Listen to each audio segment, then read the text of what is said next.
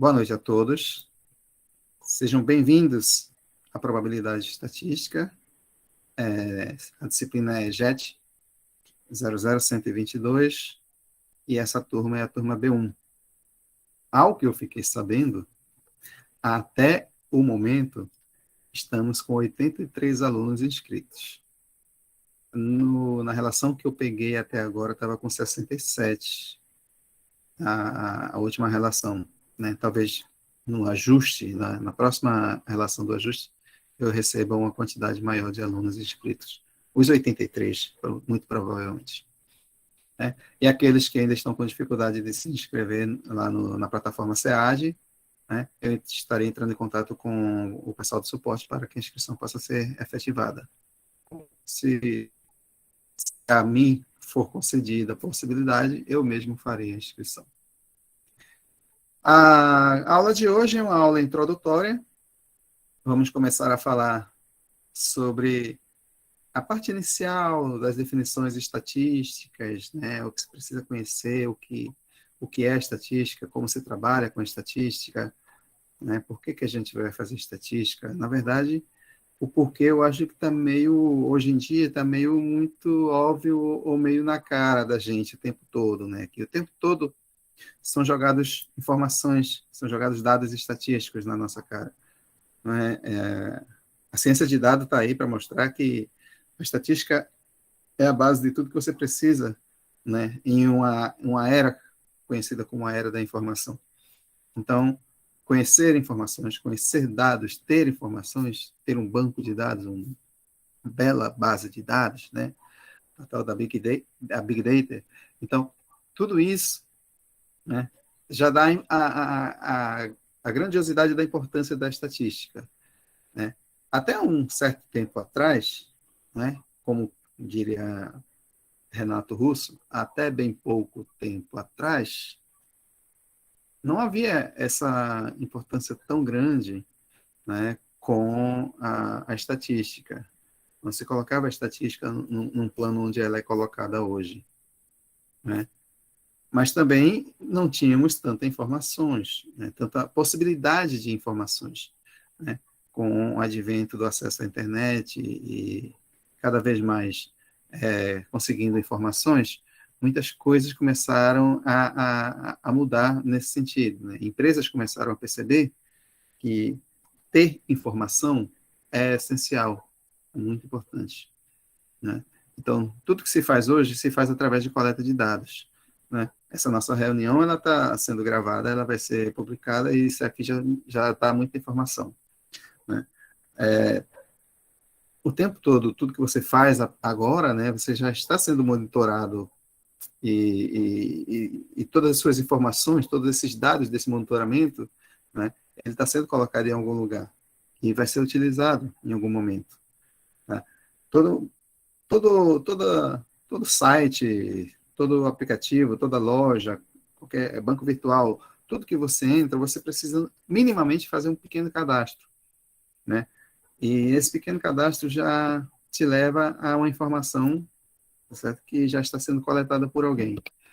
Isso e outras coisas mais, né? Que ao longo do curso vocês vão se familiarizar e vocês mesmos serão os coletores de dados através de diversas fontes diferentes. Né? Então, vou compartilhar aqui a tela com vocês para que vocês possam acompanhar, né, visualizando o material. Lembrando sempre, toda vez que eu compartilho uma tela, eu não consigo ver o chat, eu não consigo ver as mensagens. Então, precisando interromper, precisando falar, parar para fazer algum tipo de comentário, por favor, por gentileza, use a comunicação oral, ou seja, abra o microfone e para tudo. Professor, não, para! Fica quieto aí, professor. Para que eu quero falar. É a regra do sinal vermelho. Você ativou o sinal vermelho para mim, eu paro e você anda. Tá bom? Então, fiquem à vontade, né? Para que possamos... Cadê? Ah, tá aqui. Para que possamos fluir com a aula. Espero que todos estejam vendo, né? A depender da velocidade da internet de cada um e da minha também, né? Mas esse material é o mesmo que está lá na plataforma SEAD, tá? Referente à primeira semana de aula, que é essa semana que iniciou no dia 28 de março. A minha semana ela inicia no domingo, né? Eu coloco dia 27 de março até o sábado. Tá? Representação de dados. Então, antes de falar propriamente dito da representação de dados, né, a aula trata de algumas definições, alguns conceitos básicos, como população, amostra, distinção entre os tipos de variáveis, né, as variáveis qualitativas e quantitativas. E aí a gente começa a falar, né, quando se fala em distribuição de frequência, né, já é uma forma de apresentação de dados. Então, depois das definições iniciais, a gente começa a mostrar quais são as formas, né, que nós temos para apresentar os dados. Lembrando que ainda não vamos trabalhar com eles, apenas apresentá-los. Então, antes de mais nada, a gente precisa conhecer as informações às quais estamos trabalhando, né? Um banco de dados é um banco de informação. E que informações são essas? Que informações são essas que estão nesse banco de dados? Por exemplo, se eu faço uma pesquisa em uma determinada... Vamos supor, vou deixar uma coisa bem centralizada, né? Vamos ficar lá na UF e pega um grupo de alunos e eu quero saber a altura de cada aluno. Então, eu estou coletando a informação, né, que é a altura de cada um desses alunos. Essa informação é o meu dado. Eu estou montando o meu banco de dados, né? Vamos supor que eu tenho 20 alunos e peguei a altura desses 20 alunos. Então, eu tenho 20 informações, né? E essas informações, elas se referem à altura. A altura não é uma informação fixa. Por quê? Um aluno pode responder que tem 1,80 m, outro tem 1,40 m, 1,50 m. 1,40 m foi forte, né? Um pouco mais. Mas, enfim, a ideia é que, não necessariamente, todos não vão responder a mesma informação. Até porque, se todos respondessem a mesma informação, teríamos um mundo sem característica. Todo mundo da mesma altura, todo mundo igual, pensando igual, trabalhando igual, ganhando igual, sendo tudo igual. Todo mundo seria aquela coisa cinza, né? Já vi um desenho animado que, no final das contas, todo mundo era cinza e fazia a mesma coisa. A pessoa não tinha nem cor, nem personalidade. Então, não pode ser fixa a informação. A informação tem que ser variável. Então, aí já vem a definição de variável, né? A variável é aquela informação, tá certo? Que você está coletando. Ela é variável, tá? Aí vem as definições, aí vem por definição, né? Uma variável qualitativa, uma variável quantitativa, né? O próprio nome já dá a ideia, né? A variável qualitativa são aquelas respostas, né, que representam qualidades, né? Por exemplo, sexo, masculino e feminino. Então, é variável, né? Ou é masculino ou é feminino. E ele está dando a qualidade, tá certo? Sei lá, cor preferida, aí cada um vai dizer a sua, né? A variável, o tipo de cor que vai ser colocado lá, é a qualidade da cor, tá certo? Religião, tá certo? Então, tem valores, né, que você coloca que representam um tipo de variável. Agora, se você pergunta qual a sua idade, né? O cara vai responder, eu tenho 20, tenho 30, tenho 40, tenho 32, né? Tenho 37, tenho 18, né? São valores, são quantidades, né? E daí vem a variável quantitativa, né? Número de dependentes em determinado cadastro, número de filhos, sei lá, né? Altura, né? Que foi o exemplo que eu coloquei. Então, esses valores, né? Essas respostas às variáveis que são valores, são as variáveis quantitativas. E as que têm resposta não numérica, que são representativas de outro tipo de qualidade, são as variáveis qualitativas. Tá, mas eu estou aqui na seção 2 e a seção 1 era uma coisa, eu pulei para 2? Então, Eu apenas quis dizer que eu estou montando um banco de dados.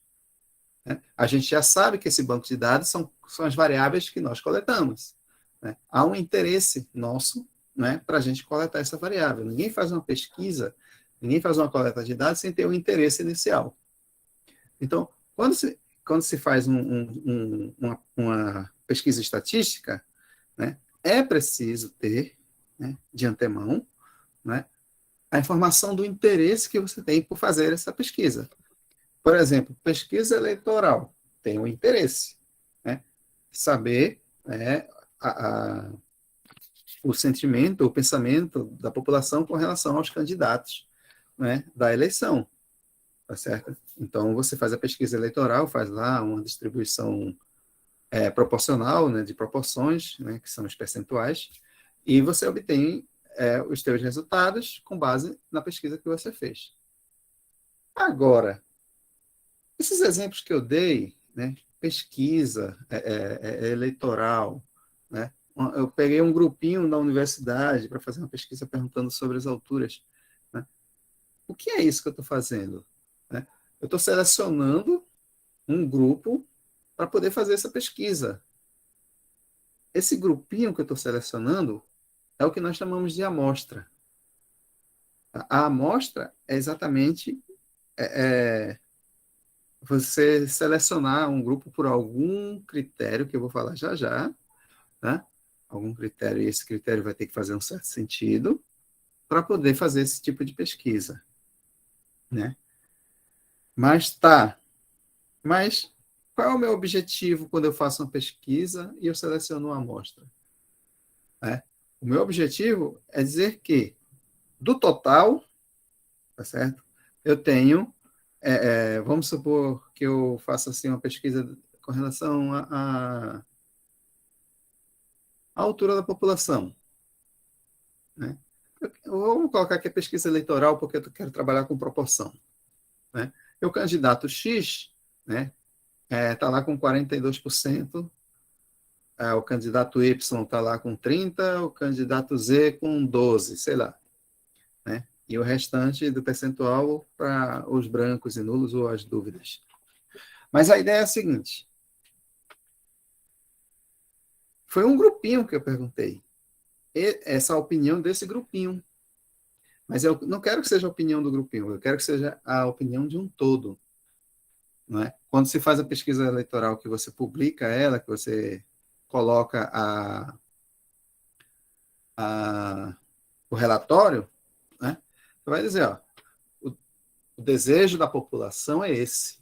Mas você não perguntou a população, perguntou apenas uma parte. Então, a população, não é, é o conjunto de interesse da tua pesquisa. Tá? A população não necessariamente é de pessoas. O exemplo que eu coloquei cabe a pessoas. Tá? Mas eu poderia fazer, por exemplo, uma amostra, uma coleta de sangue. É uma amostra. Eu quero saber qual é o teu tipo de sangue, como é que anda o nível de colesterol no teu sangue. Eu vou coletar um pouquinho do teu sangue e vou saber. Né? O laboratório vai lá e vai me falar. Ah, mas esse pouquinho. Mas sim, o pouquinho ele já representa a população. Seria estranho se para fazer uma coleta de sangue eu tirasse todo o seu sangue. Você morreria naturalmente, eu teria uma resposta exata, mas seria inútil. O mesmo acontece com o censo, por exemplo, o censo populacional ou as próprias pesquisas, as quais a gente seleciona a amostra. Né? A amostra é um subconjunto da população. E essa amostra tem que representar a população. Se eu tento fazer a minha análise, a minha coleta de dados com toda a população, primeiro que eu vou ter um gasto muito grande, não só financeiro, como também temporal. Ah, vamos pesquisar qual é sei lá, a média de idade da população. Tá. Aí eu vou pesquisar, perguntar a idade de toda a população. Né? como é que a gente faz isso? Sei lá, tem que ter logística, tem que ter uma equipe para isso, tem que ter etc e tal, enfim. Fazendo isso, eu gastaria muito mais, talvez eu levasse muito mais tempo, talvez até anos para poder concluir essa pesquisa. E aí eu concluiria a minha pesquisa. Tá aqui, a média é essa, sei lá, 50 anos. Mas acontece que ao longo desses 2 anos, enquanto eu fazia essa pesquisa, pessoas nasceram, pessoas morreram, e aí eu não sei exatamente em que proporção isso teria acontecido, né? Pode ter acontecido uma pandemia que teria dizimado boa parte da população, uma guerra, por exemplo, né? Então, muitas coisas poderiam acontecer de modo que a tua resposta já seria defasada em relação à realidade, porque você estaria dando a resposta em uma pesquisa que estaria sendo válida 2 anos atrás, mas que hoje já não caberia mais. Então, é por isso que trabalha-se com amostra, não se trabalha com população. Tá? Sempre faz amostra, mas não é uma amostra qualquer. Tá? A amostra ela tem que ser pensada. Então, existem vários tipos de amostragem, né, que é a técnica de seleção de amostra, que podem ser feitas. Não estranhe essa questão de escrever, copiar nem nada, porque está tudo na apostila. Tá? Eu não falo nada diferente do que está na apostila. Às vezes eu uso a minha linguagem, naturalmente, né? Tentando colocar a minha forma de se expressar, mas é a mesma coisa que está lá. Tá? Quais seriam as formas de amostragem? Alguém pediu a vez aí? Alguém levantou a mão? Porque eu não estou vendo. Ah, eu tinha levantado, desculpa. É para falar, tem que Ah, falar. tá. Mas Eu ia, pode falar pergun- se quiser. eu ia perguntar essa coisa de amostragem, porque eu já tinha visto isso algumas vezes, não só nesse conceito de população, mas de outros tipos de dados. Mas no caso específico de população, por exemplo, qual seria um número bom de amostragem? Então, para fazer um cálculo de número de tamanho de amostra, né, primeiramente é preciso conhecer a população. Né? Não necessariamente o tamanho da população, naturalmente também é necessário. Mas, além disso, você precisa saber uma coisa que a gente só vai ver lá na frente, é qual é a distribuição de probabilidades da população. Essa distribuição é o que a gente vai ver só na prova 2, Tá. o conteúdo da segunda prova. Não, era só uma Mas pergunta, eu, também não. mas eu posso citar um exemplo, tá? Um Uhum. exemplo que vai ser o mais comum, tá? Que inclusive é a distribuição que a gente vai trabalhar com mais vigor, eu diria assim, que é a distribuição normal. Né? Então, né, eu diria que, atendendo ao teorema central do limite, que é um teorema muito importante, a maioria, eu não digo todas, porque tem realmente outros com outros tipos de distribuições, mas a maioria das variáveis tem distribuição normal. Tá? E, com isso, é necessário conhecer também, né, o intervalo de confiança associado à distribuição normal, para que você obtenha. Existe um valor associado, tá? Porque o que é que acontece? Antigamente, quando se faziam as pesquisas, não se colocava uma informação que é colocada agora. A informação que é colocada agora é o intervalo de confiança, que antes não era colocado. Né? Ah, Então, sim, tipo aquela coisa. Oi? 3% de confiança, 5% de Isso, confiança, para cima ou para baixo, exatamente. alguma coisa assim. Isso. Então, o intervalo de confiança, além de ter, vamos colocar o exemplo, determinado candidato tem 20%, né? E aí eles colocam o intervalo, né? E aí eles podem considerar 3 pontos percentuais para mais ou para menos, 5 pontos percentuais para mais ou para menos. Né?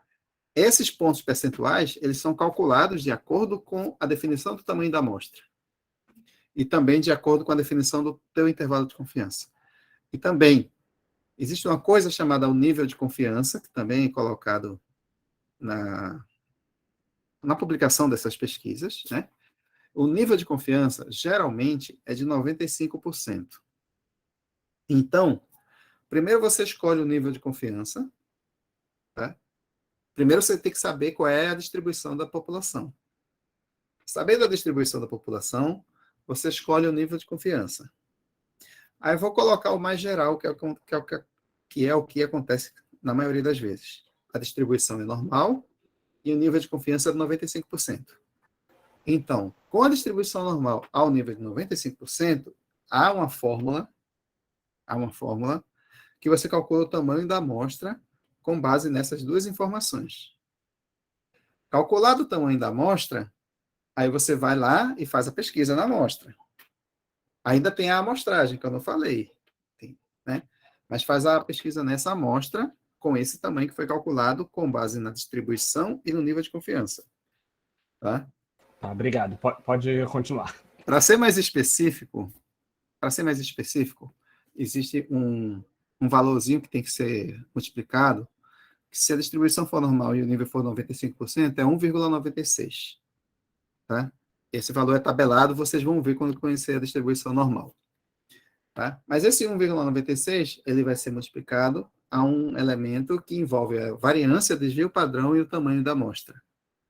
Tá? Isso tudo associado à própria amostra, né? Ao resultado da própria amostra. E aquele valor para mais e para menos, ele é encontrado depois que a gente tem todas essas informações. Tá? Então, não é uma coisa tão direta, tá? Tem muita coisa envolvida por trás. Tá? Não se calcula o tamanho da amostra com facilidade. Tá? Ainda hoje em dia, vários estatísticos discutem o tamanho da amostra. Então, não existe uma coisa certa. Tá? Mas, existem coisas aproximadas. Então, trabalha-se com valores aproximados do tamanho da amostra a partir dessa formulazinha, né, dentro desses conceitos.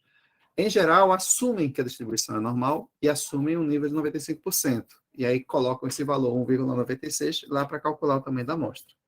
Fixou, juntou com a variância, etc. e tal. Agora, como a amostra é feita? Bom, naturalmente, a gente tem que ter a ideia de que a amostra tem que representar a população, porque você está fazendo a pesquisa na amostra e quer traduzir isso para a população, então ela tem que representar muito bem. Tá?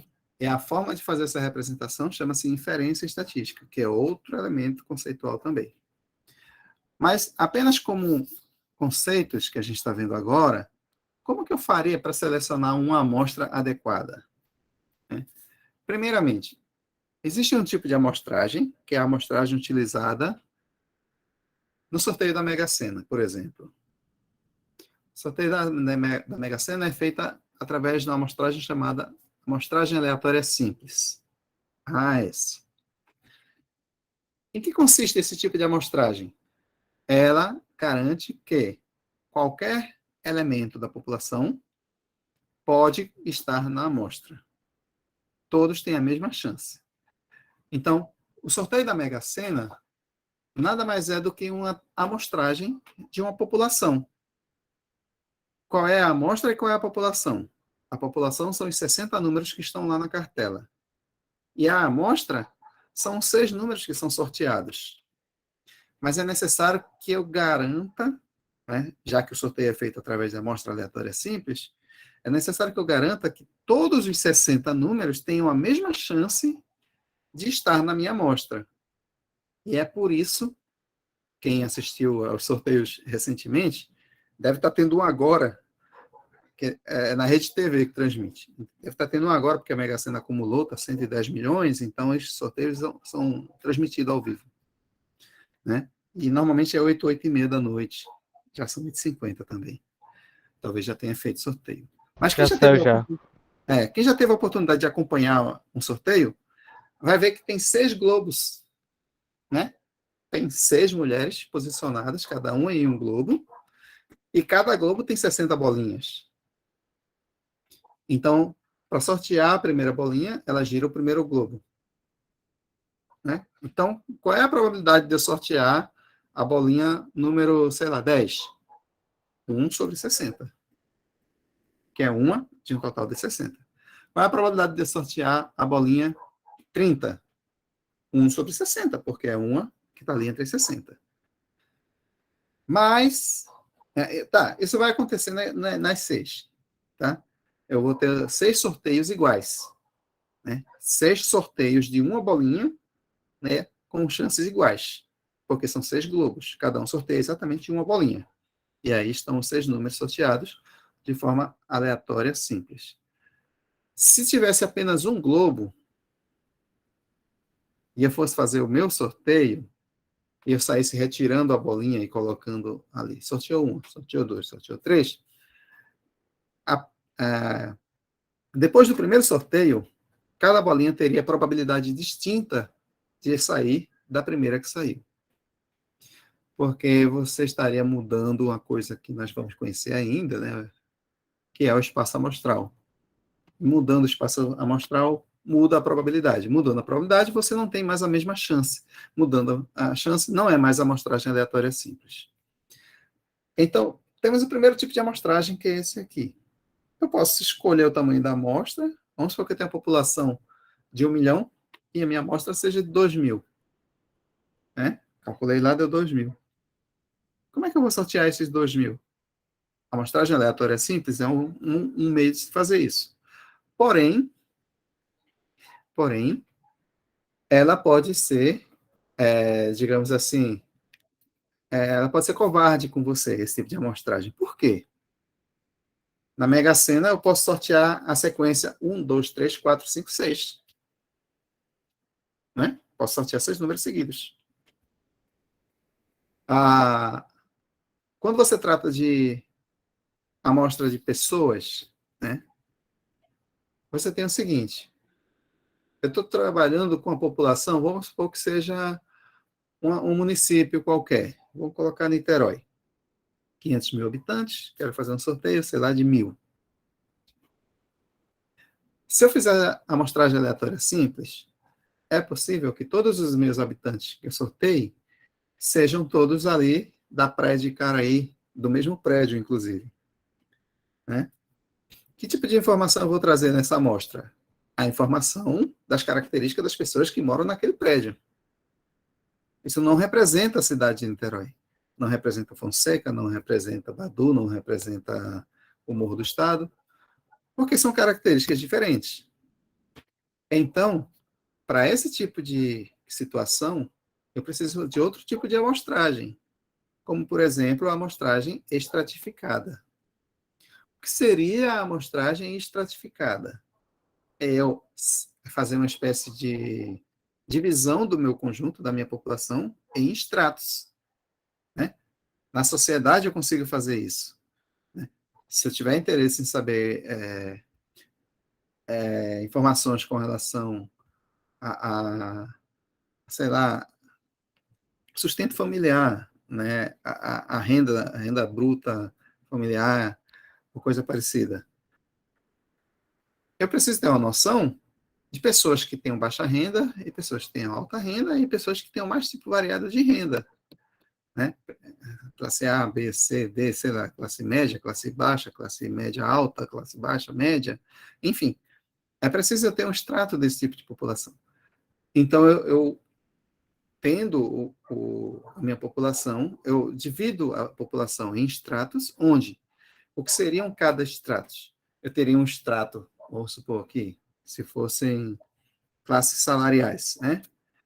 Pegaria um extrato de pessoas com um salário apenas até um salário mínimo, de 1 a 2, 2 a 3, 3 a 5, estaria fazendo extratos, né? Pessoas que ganham até 10 salários mínimos, acima de 10 salários mínimos. Faria extrato da sociedade, né? Com base em algum elemento teórico sustentável, né? Como, por exemplo, a pirâmide a pirâmide social, né, que faz essa divisão muito bem, teria uma espécie de base para isso. Mas eu separo em estratos, e dentro de cada extrato, eu faço a amostragem aleatória simples do valor ou da quantidade, né, do tamanho da amostra, proporcional ao que aquele extrato representa na população. E aí, quando eu fizer uma amostra em um extrato, a amostra no outro, e a amostra em cada um dos extratos, eu junto a minha amostra e terei a minha amostra final, aquela amostra de 1.000 que eu queria da minha população de Niterói, por exemplo. Qual é a garantia que eu tenho? Eu tenho a garantia que nessa amostra eu tenho representações de todos os estratos da sociedade e também eu tenho a garantia da aleatoriedade, porque ela foi feita através da amostragem aleatória simples dentro de cada extrato. Então, fazer a amostragem não é uma coisa tão simples, né? Fazer um desenho amostral é uma coisa que requer uma certa técnica e um certo grau de informações. Tá? Então, é muito fácil chegar no resultado de uma pesquisa eleitoral, né? E dizer, e daí? Eu não fui pesquisado. É claro que a chance de você não ter sido pesquisado é enorme. Que a amostra, talvez ela não tenha nem 1% da população, dependendo do tamanho da amostra que as informações te tragam, né? Então, a maioria absoluta da população não foi pesquisada, mas a estatística fez com que a representatividade daquela amostra fosse realmente a mesma representatividade da população, ou próximo disso. Tá? Então, lembrando, é sempre bom lembrar que há um intervalo de confiança, e esse intervalo de confiança, ele vai dizer que aquele valor encontrado, ele tem, né, uma variabilidade, ele pode ser mais ou menos do que aquilo, a depender dos pontos percentuais, né, para mais e para menos que são encontrados, e mesmo assim, ele estará ali dentro daquele intervalo com 95% de confiança, ou seja, 95% das informações estarão ali dentro. É possível, né? É possível que, não é que 95% das informações, tá certo? É 95% de chances de estar ali dentro, tá? É possível que nenhuma das informações caia dentro do intervalo de confiança, porque possam estar exatamente nos 5% que estão fora. Então, a estatística, ela não é uma ciência exata, né? Ela é uma ciência que se aproxima, tá? E ela está sempre trazendo essas informações, né? Então, ó, é cauteloso tratar estatisticamente informações, mas a estatística aproxima, tá? Com 95% de confiança, eu tenho que aquele valor está dentro daquele intervalo. Tá bom? Então, isso é a ideia entre a amostragem, né? A diferença entre a amostra e a população, e a distinção entre variáveis qualitativas e quantitativas, né? São os elementos colocados. Tá certo? Deixa eu só passar aqui. Está tudo aqui, ó, população e amostra. Tá? Tá, a definição de população ela é colocada, inclusive, aqui, tá certo? A amostra fala sobre amostragem, tá? Pesquisa por amostragem. As diferenças entre variáveis qualitativas e quantitativas.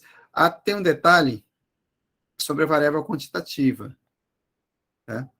Que a variável quantitativa ela pode ser discreta ou contínua, tá certo? Cadê? Aqui, tem uma aqui discreta e aqui contínua, né? Resumidamente falando, variável discreta é aquela variável que você não trabalha com alguma certa unidade de medida, porque você não pode fazer transformação da unidade. Por exemplo, quantidade de filhos, né? Quantidade de dependentes. É uma variável quantitativa, né? Que representa a quantidade, mas ela é discreta, ela não recebe uma unidade de medida, né? Ao contrário de altura, por exemplo. Né? Como ela recebe unidade de medida, né? Essa unidade ela pode ser metro, centímetro, decímetro, decâmetro, né? Qual é a sua altura? Depende. Você quer em que unidade de medida? Em metro. Em metro, 1,85. Né? E aí, dependendo do número de casas decimais que você utilize, tá certo? Você vai diminuindo a distância entre um valor e outro, mas vai tornando isso ilimitado. Minha altura é 1,8549379511342. É a mesma altura. Né? Então, esse valor, tá? Qual é a distância desse valor para o próximo? O próximo valor pode ser 1,854, um númerozinho a mais, lá na frente. Então, a variável contínua, né, ela dá aquela ideia de que existem infinitos valores em um pequeno intervalo.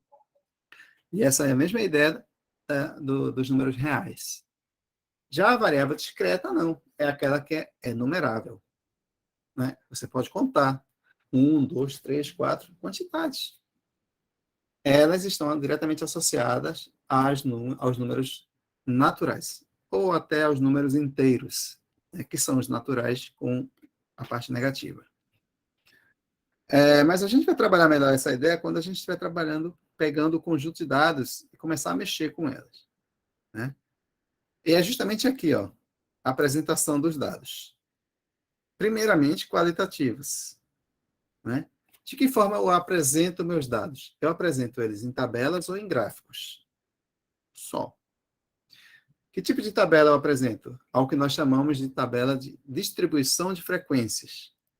Como isso funciona? Vamos supor que eu faça uma pesquisa qualitativa com um grupo de funcionários de uma empresa. 50 funcionários. Né?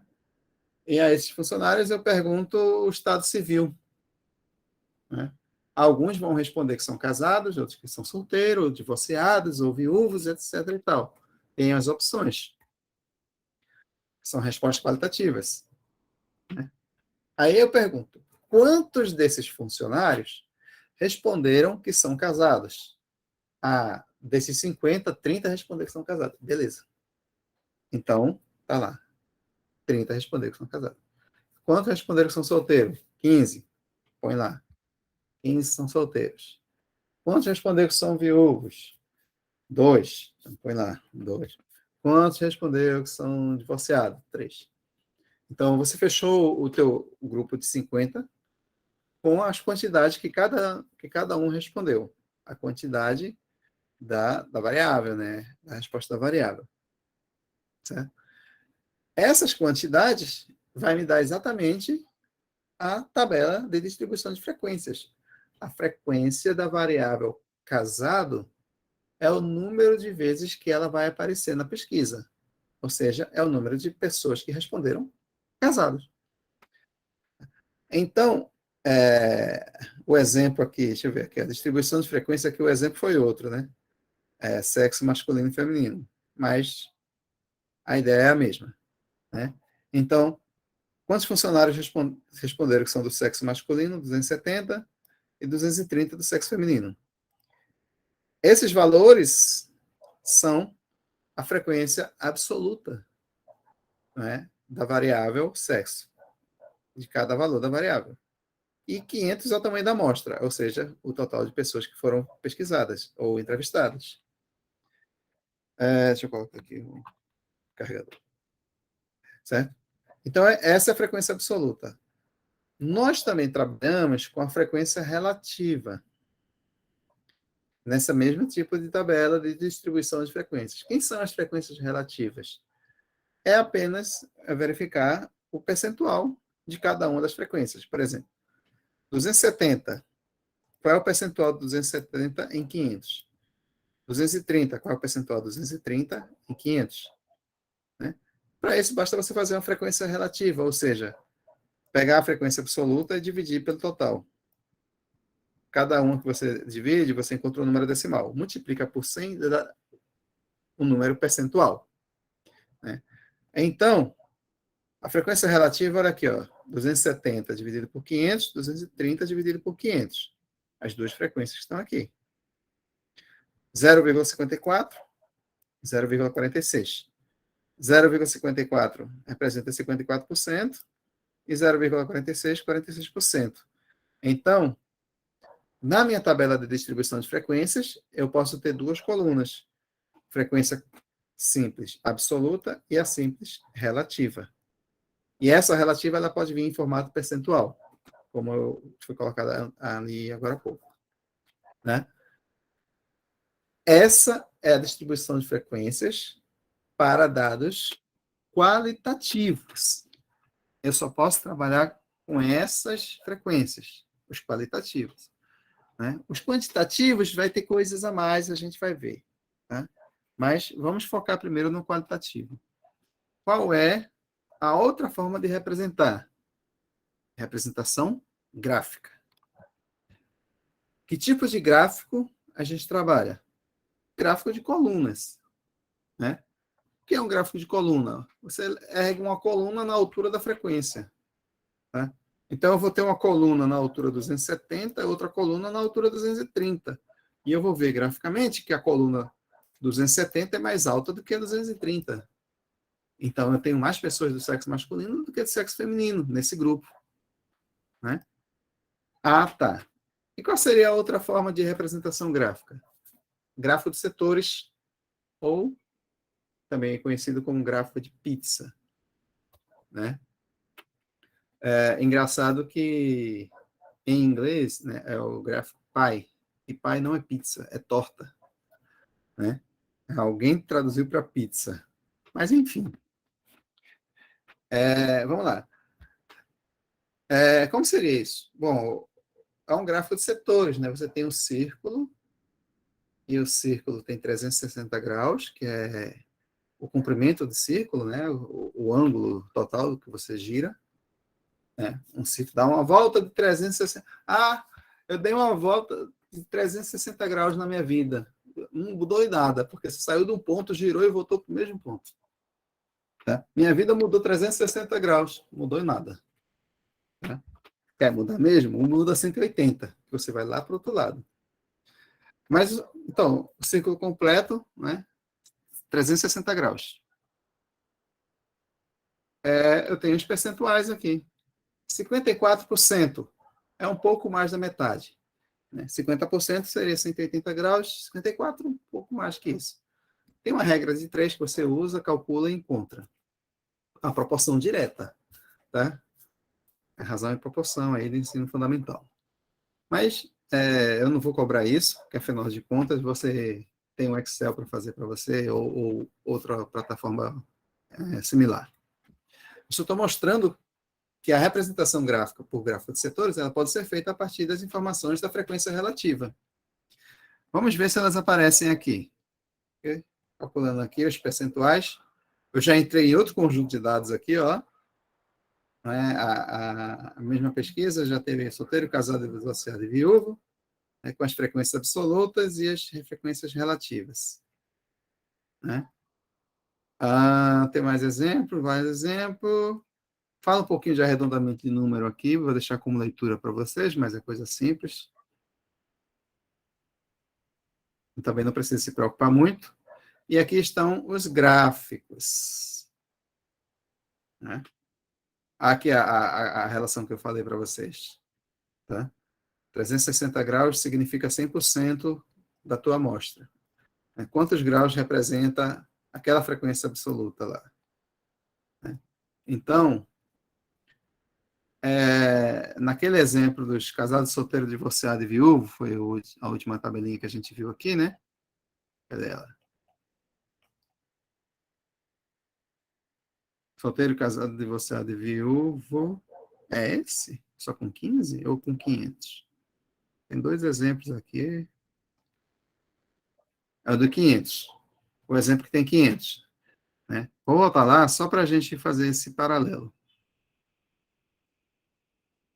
Esse aqui, ó, 500. 280 são casados. 125 solteiros. 85 divorciados e 10 viúvas. E aqui estão os percentuais. Aí, voltando lá na representação gráfica, casados, os 280, né? Está aqui quase 300. Os 125 aqui, um pouco mais que 100. Os divorciados, eu não lembro mais qual foi a quantidade. E os viúvos, um pouco menos. Deixa eu mostrar aqui minha perna, meu joelho já começou a doer. Tá. Então, a representação gráfica, ela vai te dar uma ideia que te facilita visualmente a compreender teus dados. Né? Você não precisa estar olhando lá na tabela, verificando os valores. Né? O próprio gráfico vai te dar essa informação. Então, a ideia do gráfico é facilitar a informação. Tá certo? Por isso que muitas vezes as informações que são colocadas nos veículos de comunicação são feitas através de gráficos, porque é mais fácil você ver, né? e compreender sem precisar entender os números. Tá? Tem mais casados, solteiro vem em segundo, divorciado terceiro, pouquinho viúvo. E o gráfico de setores vai dar da mesma forma. Ali os percentuais. Né? 56, 25, 2, 17. Esse 25% é interessante porque 25% é um quarto de 100%. Né? E o círculo completo é esse aqui, um quarto do círculo é esse pedaço aqui, que é o ângulo de 90 graus. Né? 25% é um ângulo de 90 graus. Então, a gente tem aqui o que em trigonometria chamamos de quadrante. Né? E esse 56%, né? Se eu traçasse aqui uma reta, eu estaria com 180 graus, né? E estou pegando mais 6% aqui, um pouquinho mais, e formando 56%. Tá? Tudo através da regra de 3 que é colocada aqui também no material. Então, é isso aqui. A representação gráfica nada mais é do que você pegar a tabela de distribuição de frequências e transformar em gráfico através de frequência absoluta, aqui, ou a frequência relativa, aqui. Agora, os dados quantitativos precisam de um cuidado mais elaborado. Por quê? Primeiro que esses dados, lá na frente, você vai começar a calcular medidas sobre eles. Né? São dados que você vai poder calcular. Por exemplo, qual é a média de idade? Né? Você está calculando uma média é uma medida. A idade é uma variável quantitativa. Né? Não necessariamente discreta, nesse caso. Né? Não, no caso da idade, sim, da altura, não. Mas qual a altura média da população? Né? Em média, quanto mede a população? Então, tem como fazer isso. Mas eu preciso de mais informações. E essas informações vêm também a partir dessa tabela. Tudo começa da tabela de distribuição de frequências. A mesma coisa, tá? Estou pegando uma variável quantitativa aqui, por exemplo, o número de dependentes. A gente está trabalhando com quantitativa discreta, tá? Discreta. E o número de dependentes, tá? Depende de o que as pessoas responderam. Ah, não tem nenhum dependente, tem um, tem dois, tem três. Nessa pesquisa, né, os 500 funcionários, está aqui, que é o total, responderam de 0 a 7. Quantos dos funcionários responderam que não tem nenhum dependente? 120. Quantos responderam que tem um dependente? 95. Até os 15 que responderam que tem 7 dependentes. Né? Totalizou 500, né? A soma das frequências absolutas é o tamanho da minha amostra, 500. E aqui é a frequência relativa, da mesma forma que a gente calculou da outra vez. 120 dividido por 500, 0,24, que representa 24%. Até 15 dividido por 500, que representa 0,03, que representa 3%. Somando, tem que estar 100% também. A forma de representação gráfica é a mesma, gráfico de colunas para essa aqui, gráfico de setores para essa aqui. Só que agora, além de calcular essas frequências, eu posso calcular outro tipo de frequência. Além de calcular a frequência simples, eu posso calcular a frequência acumulada, o que vai me dar outro tipo de informação. Como assim frequência acumulada? Olha só. Agora, quando eu tenho dados aqui numéricos, né, os números eles obedecem uma álgebra de ordem. Né? Como assim? Ordem, eles são ordenados. Você consegue ordenar os números. Né?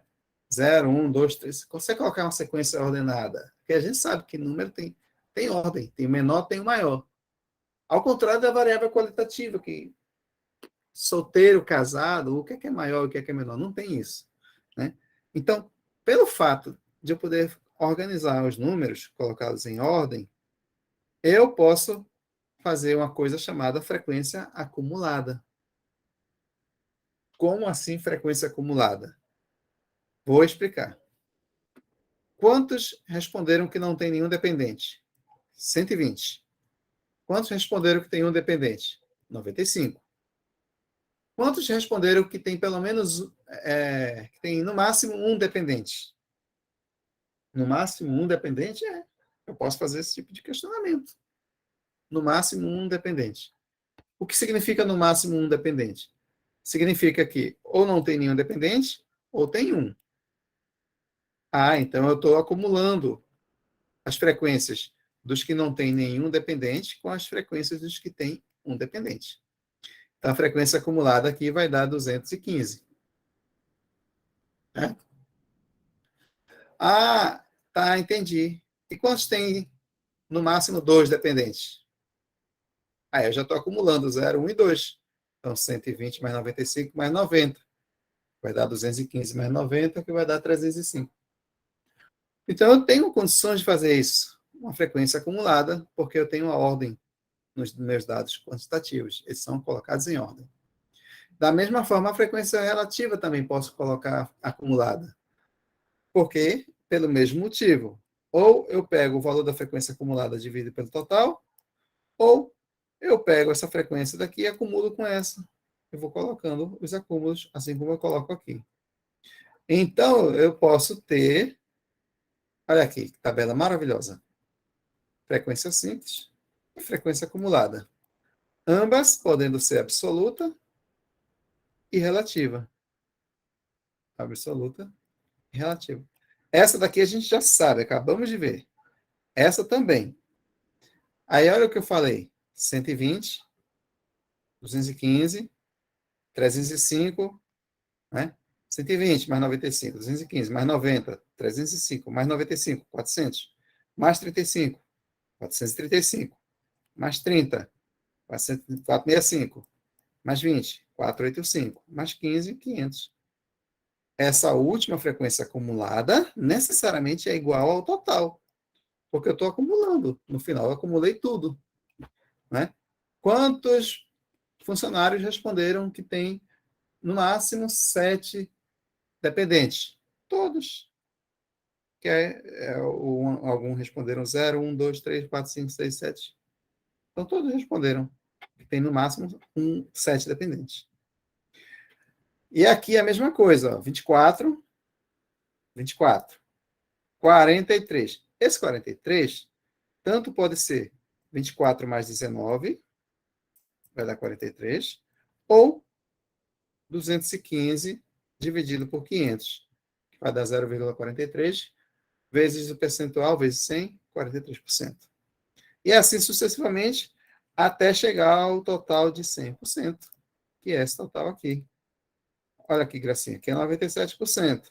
Quando eu junto com esses 3% último, eu totalizo 100%. Então, eu tenho também a frequência relativa acumulada, e com isso, para dados numéricos, eu consigo montar uma tabela mais completa. Representação gráfica, a mesma, por enquanto. Tá? Gráfico de colunas, do número dependente, de 0 a 7, está em ordem, então ela tem que ficar aqui em ordem. Tá? E o gráfico de setores, que não foi colocado, mas é a mesma ideia do outro gráfico de setores. Enfim, nosso material, ele sempre traz, além dos exemplos, né, vai ter, quando a gente for começar a fazer coisas que tem que fazer conta, vai aparecer mais exemplos e mais exercícios. Né? Aqui, por enquanto, foi uma aula mais conceitual. Né? Tá aqui o resumo, tem sempre o resumo no final, com o que foi visto, né? Uma forma resumida bem interessante. Tem-se exercícios, tá? São propostos exercícios. E também, além dos exercícios que são propostos, temos as soluções dos exercícios. Como eu falei, é um material bem autodidata, né, que é feito para você tentar estudar sem necessidade do professor em sala de aula. Certo? Então, todos têm resolução. Essa primeira aula representa a primeira parte da apresentação de dados. A segunda aula representa a segunda parte, mas a gente não vai conseguir ver hoje. Então, como eu falei, essa aula de hoje vai ser mais leve, né? E está acabando aqui com essa primeira aula. E a gente vai deixar a segunda parte para a próxima aula, para a aula da segunda-feira, às 8 horas da noite.